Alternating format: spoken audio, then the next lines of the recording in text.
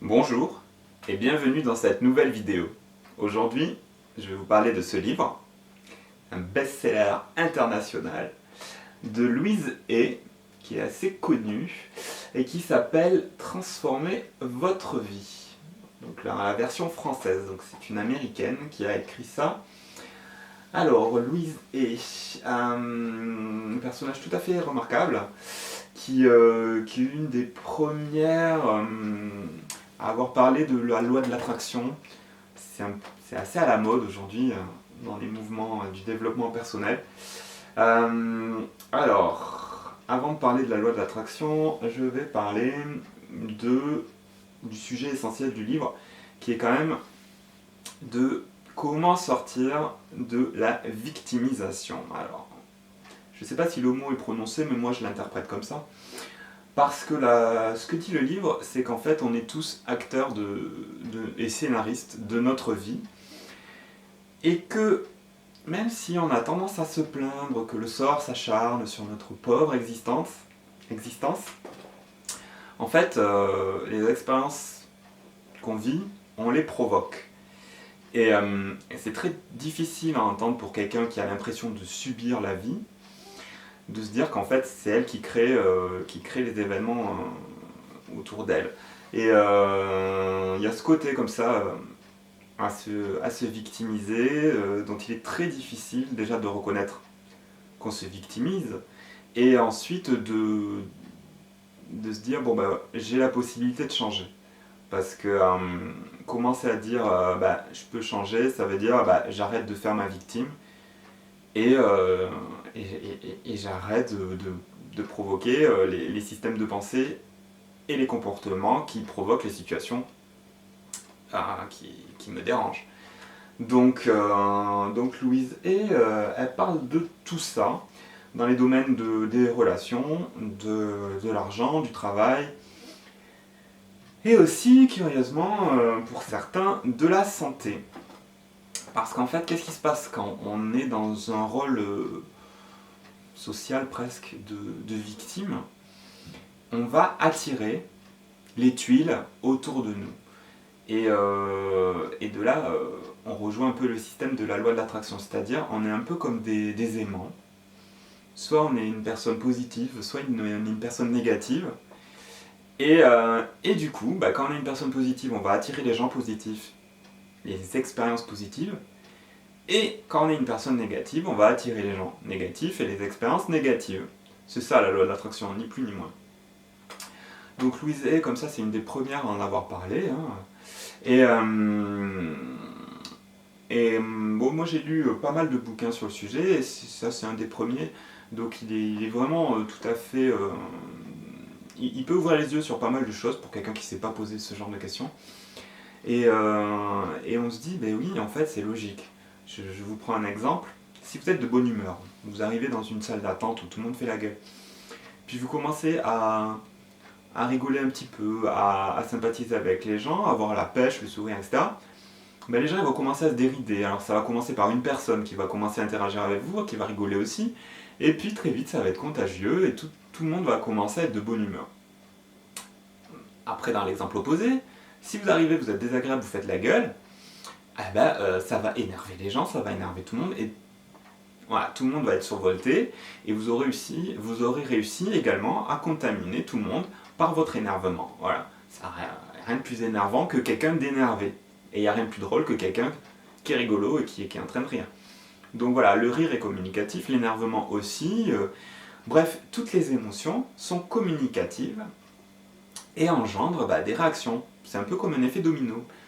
Si on a décidé de pousser dans telle direction, ça va provoquer les événements dans cette direction-là, positive ou négative, et si on fait les choix opposés, il se passe l'inverse, quoi. Donc on est tout à fait libre de choisir son émotion de départ, c'est-à-dire si je vais être optimiste ou pessimiste, joyeux ou malheureux, si je vais faire la gueule ou si je vais avoir le sourire. Et du coup, les gens vont nous renvoyer, et les expériences aussi, cet état d'esprit dans lequel on est. Ça va nous conforter en fait, parce que bah, on va être de mauvaise humeur, on va bousculer quelqu'un, bah, cette personne va nous insulter, eh ben, ça va nous confirmer voilà, que bah, les gens sont tous des cons. Bon, en fait, à la base, c'était nous, le con, qui étions énervés, qui avons bousculé les gens.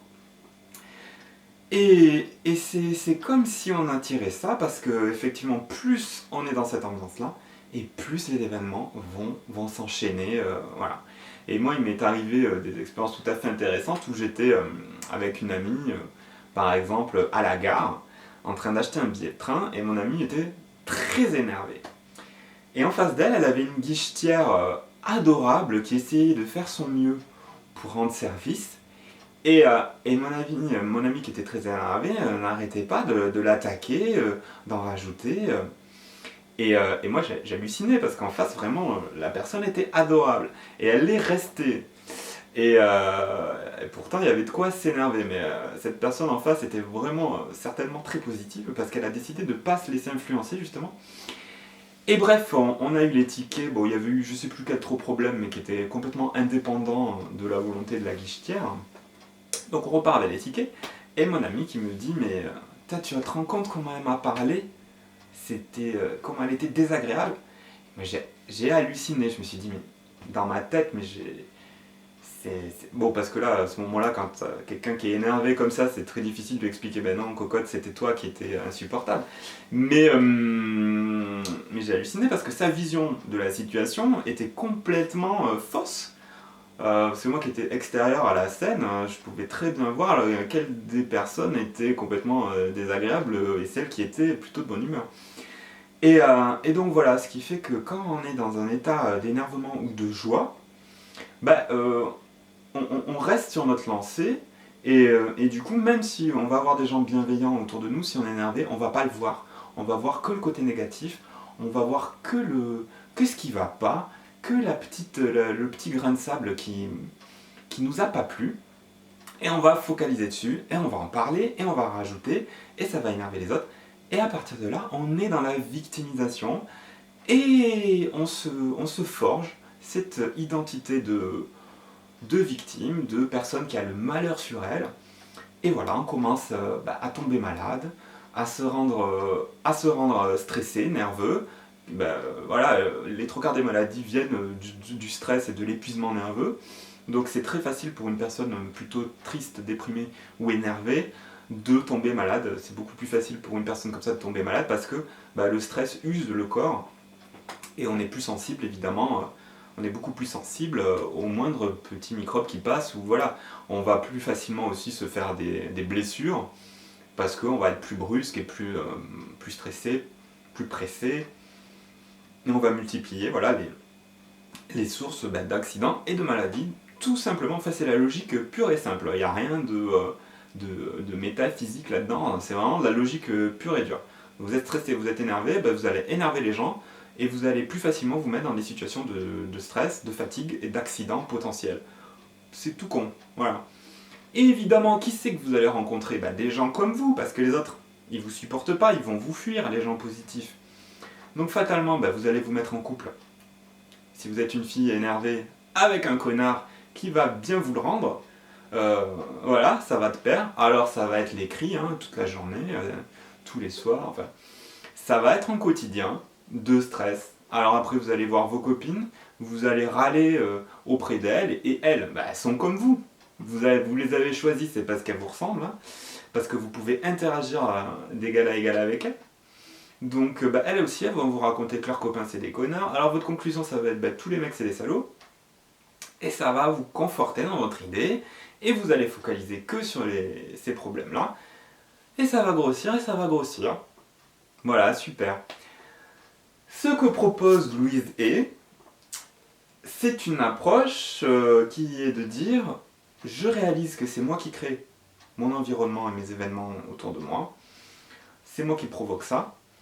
Donc, je vais commencer par me calmer et prendre mes responsabilités et commencer un petit peu à faire le tri dans mes émotions, dans mes réactions, m'observer un peu mieux. Parce qu'au début, on a beau le savoir, le réflexe d'être énervé ou d'être déprimé revient. Mais dans un premier temps, voilà, c'est déjà bien d'observer ses réactions et ses émotions. Donc voilà, une fois qu'on a fait ce travail d'observation, on dit, mince, qu'est-ce que j'aurais pu dire autrement? Qu'est-ce que j'aurais pu faire autrement? Est-ce que j'étais obligé de m'énerver à ce moment-là? Oui, non, bon, qu'est-ce que je peux améliorer? Et souvent, on se rend compte que en fait, cela vient de notre éducation, du milieu dans lequel on a grandi, on s'est forgé des réflexes, des automatismes. Et ça vient aussi de la vision du monde qu'on nous a inculqué. Si on nous a expliqué que, pour l'exemple des filles, si on nous a expliqué que les mecs c'est tous des salauds, quand on était petite, du coup, on va se conforter avec l'idée, oui, les mecs c'est tous des salauds, et les nanas vont rencontrer que des mecs qui vont perpétuer cette vision-là du monde. Logique. Parce que voilà, c'est comme, on a été moulé comme ça. Si on est dans une famille pauvre, qu'on nous a expliqué que les riches c'est tous des cons, on va garder cette idée-là à l'âge adulte et on va inconsciemment tout faire pour ne pas devenir riche, pour rester pauvre, parce qu'on n'a pas envie d'être un salaud. Donc forcément, on a envie de pouvoir se regarder dans le miroir, donc du coup, on va se conforter dans notre rôle de pauvre, mais pauvre honnête et pauvre gentil, quoi. Parce qu'on aura une vision biaisée de ce que c'est la richesse et la pauvreté. Et ainsi de suite. Alors, selon notre éducation, on a forgé comme ça des visions du monde et des émotions, des réactions à chaque situation, et on va perpétuer ça. Donc la première chose à faire, c'est d'observer ça et de se dire, bon, cette émotion-là, d'où ça me vient? Est-ce que c'est pas parce que j'ai entendu mon père ou ma mère parler de tel ou tel sujet? Est-ce que c'est pas parce que j'ai entendu mes copains me dire ça? Est-ce que c'est vrai, tout simplement?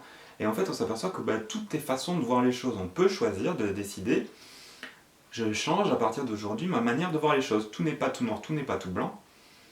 Et je me dis que si j'ai envie de provoquer des situations différentes, je vais changer ma façon de penser et ma façon de voir les choses. Donc toutes mes pensées, un peu mes croyances négatives, mes préjugés, je vais les mettre de côté et je vais les changer. Je vais dire, par rapport à la richesse par exemple, tous les riches ne sont pas des salauds. Voilà, si c'est ça que je pensais, que tous les riches étaient des salauds, je vais me dire, non, en fait c'est pas vrai. Il y a certaines personnes riches qui sont des gens bien. Voilà. Tout simplement. Commencez par me dire ça. Et là, ça va commencer à enlever tout un tas de réflexes et d'automatismes, tout un tas de sentiments aussi, et on va s'autoriser des choses. Alors, c'est tout à fait intéressant parce qu'évidemment, au fur et à mesure que les choses changent, on peut vraiment observer que tout ça n'était qu'idée reçue et que notre vision du monde, en fait, a été fausse depuis le départ. C'était juste un point de vue. Et qu'il n'y a aucun point de vue qui n'est gravé dans le marbre, qui détient la vérité. C'est juste une façon de voir, une façon de se positionner. Et donc, on va pouvoir expérimenter des choses nouvelles et se forger la vie qu'on veut. Donc, je vous recommande, si vous voulez transformer votre vie, il suffit de lire ce petit bouquin qui explique ça très bien. Pour transformer votre vie, il faut transformer votre manière de voir les choses. Et pour transformer votre manière de voir les choses, il faut changer de point de vue. Donc voilà, transformer votre vie, c'est avant tout changer de point de vue.